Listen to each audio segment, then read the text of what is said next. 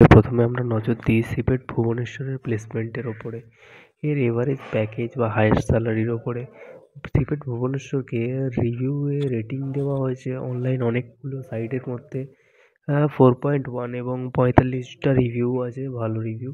তো তার মধ্যে থেকে যে কারেন্ট স্যালারি সিনারিও দেখা যাচ্ছে 2023-24-এর মধ্যে একটা গ্রাফ ফর্ম করে 2012 থেকে 14-র মধ্যে যেখানে স্টুডেন্টরা স্যালারি পেত, মিনিমাম যে প্যাকেজ ছিল তখন 5.4 লাখ এবং ম্যাক্সিমাম ছিল 8 লাখ।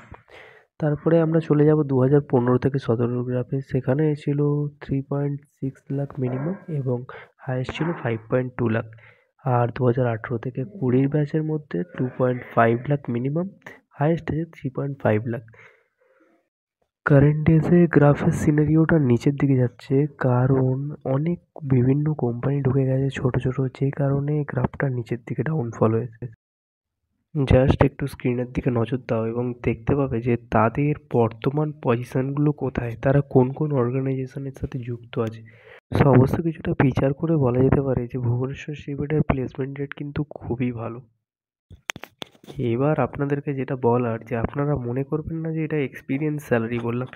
আমি যেই অ্যামাউন্টগুলো বললাম সেগুলো হচ্ছে ওদের পার অ্যানাম স্টার্টিং স্যালারি, মানে জাস্ট ওরা অ্যাজ এ ফ্রেশার যখন জয়েন করছে তখনকার স্যালারি। তাই কোনো কনফিউশন রাখবেন না, ব্যাপারটা ক্লিয়ার রাখুন।